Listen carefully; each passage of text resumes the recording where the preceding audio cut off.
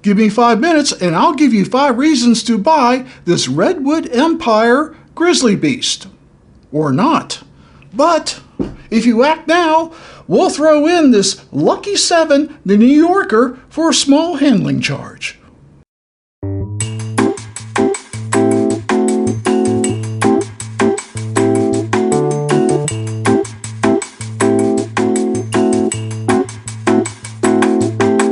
Well, you probably guessed it. This is a double pour, so like give me 10 and change. We're going to review the Redwood Empire Grizzly Beast and the Lucky 7, the New Yorker, which is an Amburana finish of all things. Yeah. So I am sporting my Short Barrel shirt. Thank you, Patrick at Short Barrel. So first up, the Grizzly Beast. This is a bottled and bond from our friends at Redwood Empire. Out of Sonoma County, California. It is 100 proof. The bottling was June 2023. Apparently the lot size of their batches is 105 barrels. This is batch 3. The mash bill is 68% corn, 20% rye, 5% wheat, 5% barley, and 2% triticale. I'll have to look that one up. So it's like a 5 grain? Holy shit. Well, let's put 5 minutes on this clock and start right in on the review. Availability. I would say I originally got this Grizzly Beast back in January, and ever since then I've been seeing it on the shelves. I won't tell you it's in every store, but it's in most of the stores I go to in North Georgia. So based on that, I'm going to give the availability good. I don't know it's available everywhere, otherwise it probably would be great, because Redwood Empire, at least in Georgia, is pretty available. Aroma. Well, that's a very pleasant aroma. I made some notes earlier. Brown sugar, vanilla, oak, and maybe a little bit of leather coming through. But brown sugar and vanilla is what I'm mainly picking up in this. It's very nice. Cheers.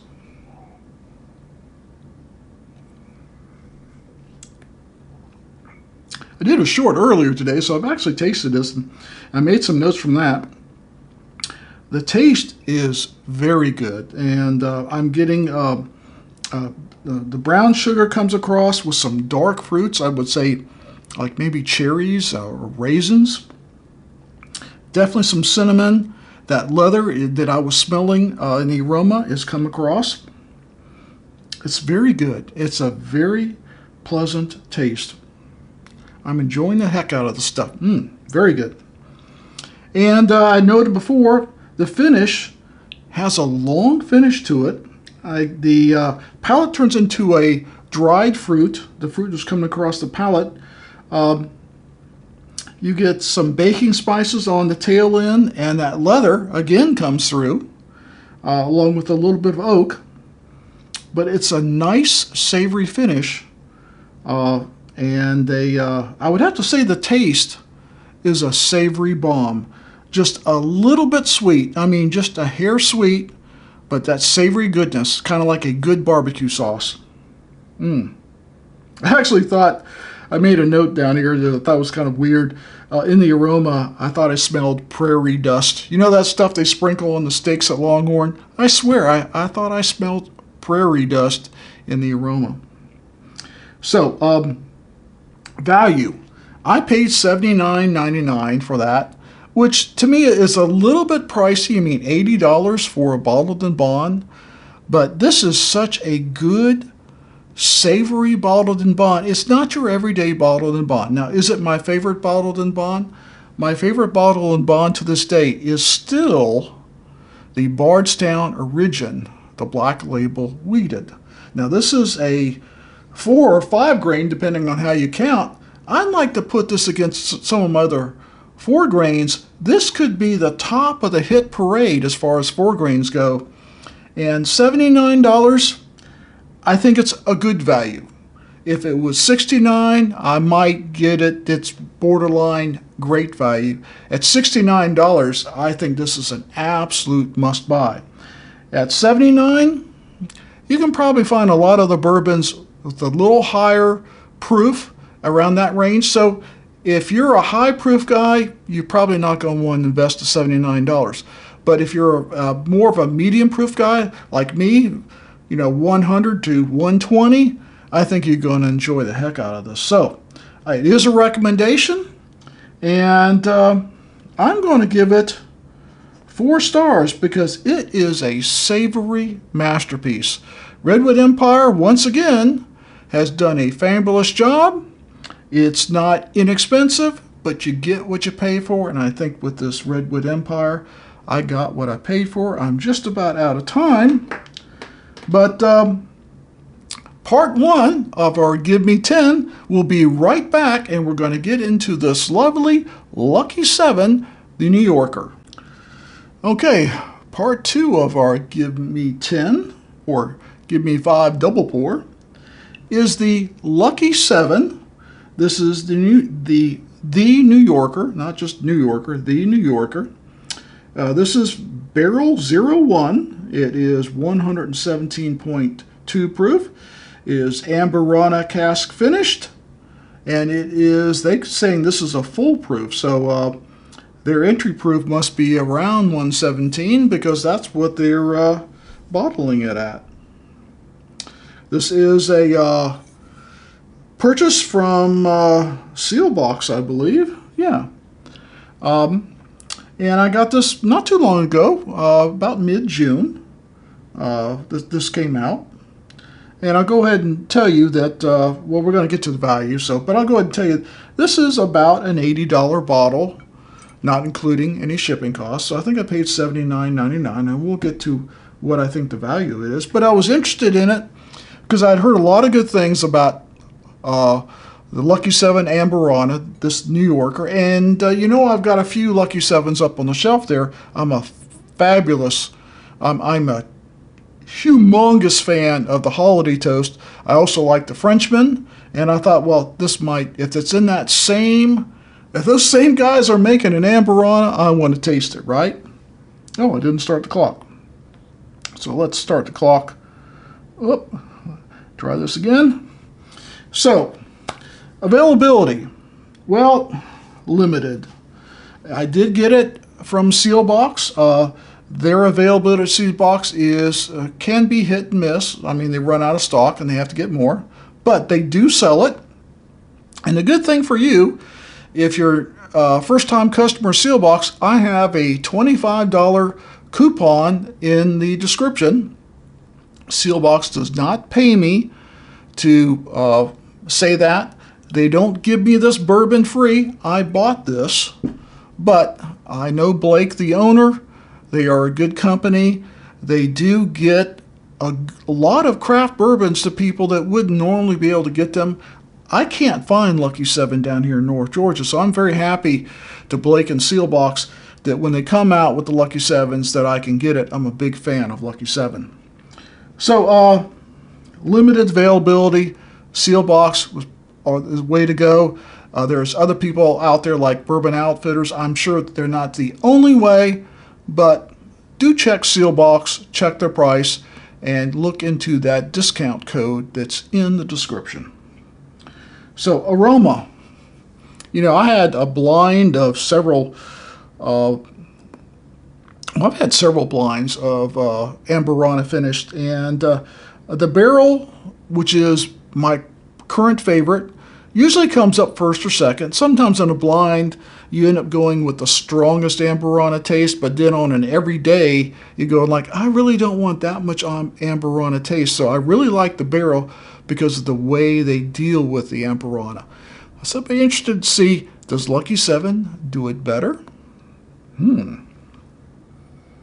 Well, you definitely get that Brazilian wood, which is what Amburana is.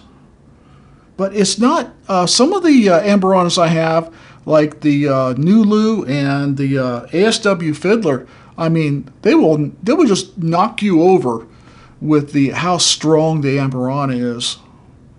Because the way I understand it doesn't take long to finish Amburana with a bourbon. It's a pretty quick process versus wine barrels and other things that can take months.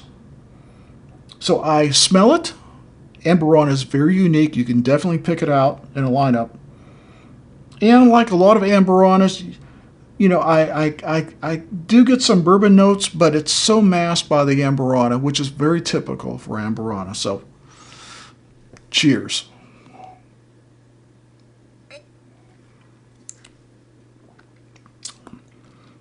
Definitely some pepper and some baking spices on the tip of the tongue. Traditional Amburana finish comes right across.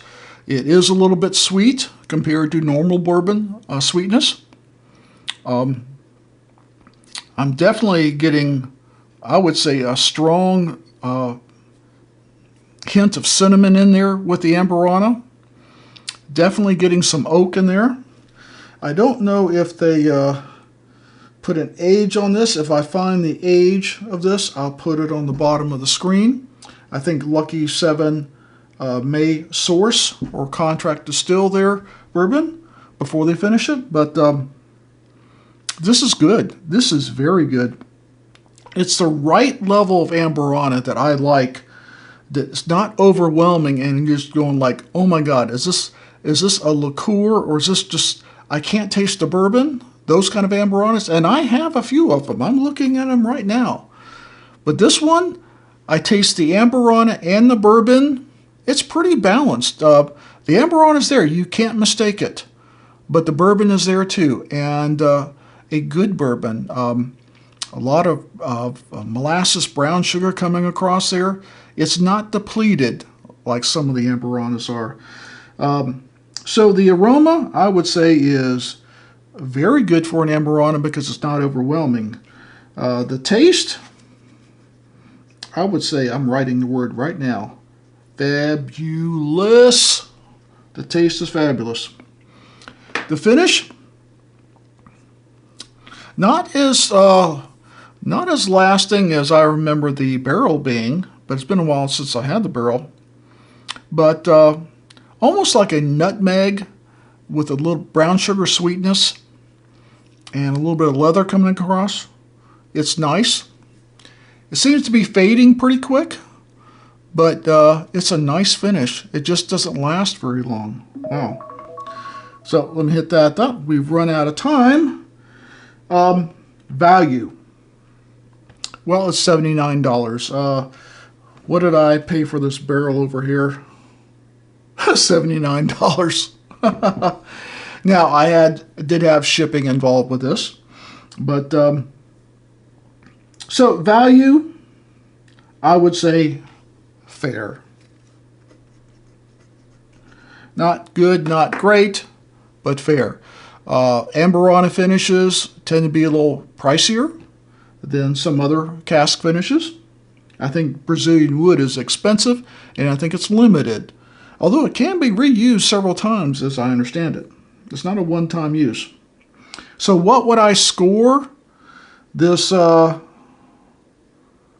Lucky 7 Amburana? You know what?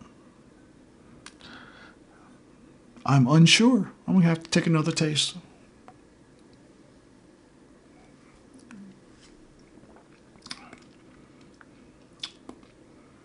Oh, that is good.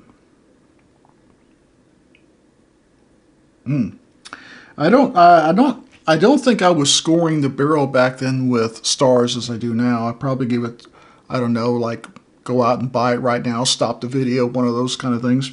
I know the Barrell Amburana is very available in Georgia. I mean, super available. It's collecting dust on shelves. You might even be able to find a good deal. So I'm going to give this a solid 4 stars. I'm tempted at 4.5, but I think I'd like maybe the bourbon to come up a little bit more and the Amburana to drop just a little bit. I mean, it's very close. Now, as it opens up, because I just opened it today, literally opened it up today, that Amburana might fade a little bit and the bourbon might come up a little bit and it could get better with a little bit of age. But guess what I have here? My barrel. And it's half gone. And I got a backup of it too. So I'm just curious, is this Lucky 7 better than my Barrell? Barrell's been hard to beat in the past.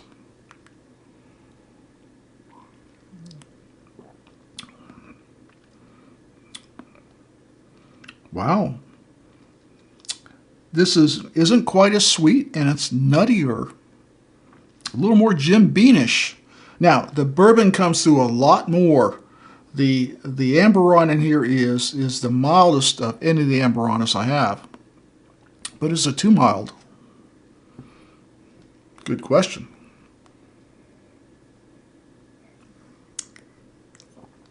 Oh, that is so rich. Would I get tired of it, though?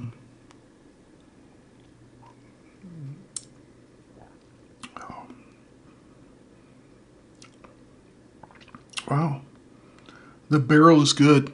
I really enjoyed the heck out of it. But tonight, I like the Lucky 7 better. That's good. I mean, very good. But tonight, the Lucky 7 beats it. The richness.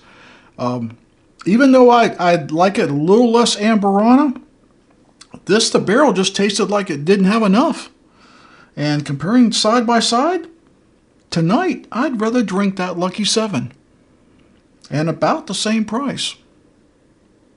Now you may find this discounted soon because I'm really seeing them on the shelves not moving. This is very good. We're going to have to do a bourbon fight in a blind between the two, and because right now I know which one they are, and see, will that hold up? Can the Lucky 7 beat the Barrell? We're going to do that in the near future. So we hope you enjoyed this double pour. We went a little bit longer than 10 minutes. Very typical for us, right? So please like this video, comment, and share, and let us know if you've got the Grizzly Beast or the New Yorker, and tell me what you think. And as always, never drink and drive. Please drink responsibly. Tonight, I'm going to drink the New Yorker. Cheers.